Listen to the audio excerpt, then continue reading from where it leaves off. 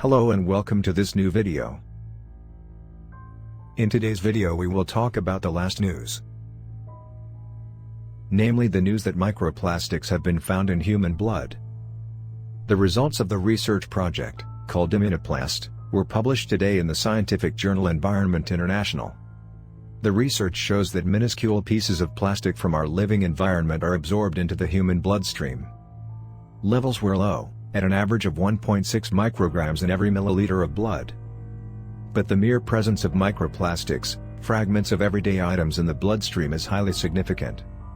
Microplastics entering the human body via direct exposures through ingestion or inhalation can lead to an array of health impacts, including genotoxicity, oxidative stress, apoptosis, and necrosis, which are linked to an array of negative health outcomes, including cancer, cardiovascular diseases, inflammatory bowel disease, diabetes, rheumatoid arthritis, chronic inflammation, autoimmune conditions, neurodegenerative diseases, and stroke.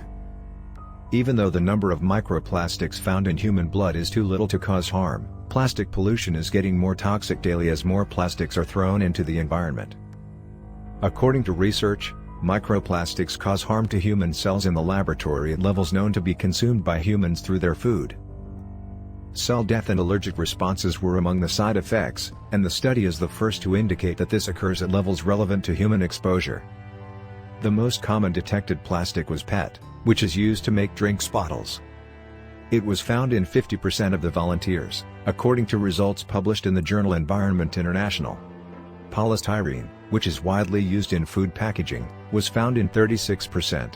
And polyethylene, which is used in packaging films and bags, was found in 23%. The researchers, from Vrije Universiteit Amsterdam in the Amsterdam University Medical Center, say the microplastics are likely to have been inhaled or ingested before being absorbed into the bloodstream. They describe the plastic fragments as ubiquitous pollutants in the living environment and food chain. But no previous study has been able to detect them in the blood.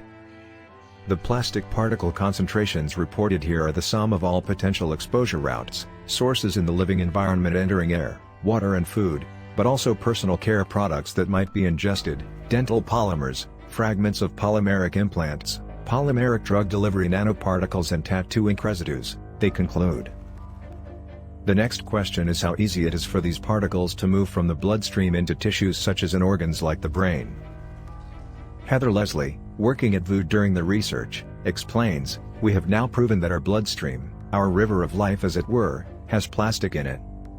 Maria Lamoury adds, "This dataset is the first of its kind and must be expanded to gain insight into how widespread plastic pollution is in the bodies of humans, and how harmful that may be. With this insight we can determine whether exposure to plastic particles poses a threat to public health." How can microplastics be detected? Methods for the detection of microplastics are also discussed and researched. So far, there is no simple, standardized, and fast analytical method that can also be used outside of laboratories and real water, and that can detect microplastics in different environmental matrices as reliably and reproducibly as possible. Due to the use of very different procedures, the data collected so far are difficult to compare and are often not very meaningful. This is one of the main reasons why there are still no limit values or political guidelines for dealing with microplastics.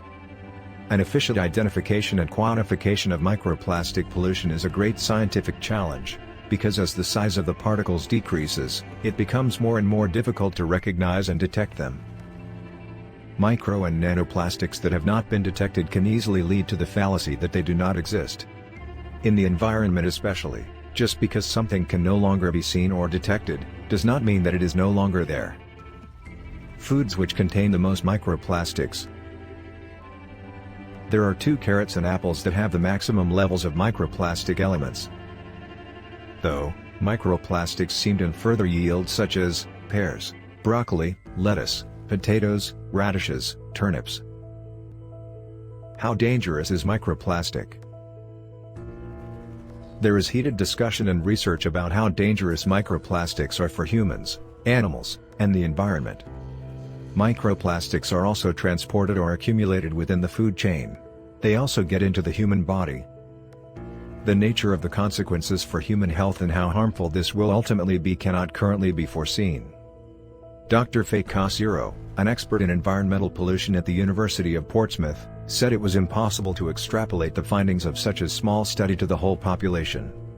But she added, the ability to detect its presence is critical to us realizing the urgency and our need to do more research in this area.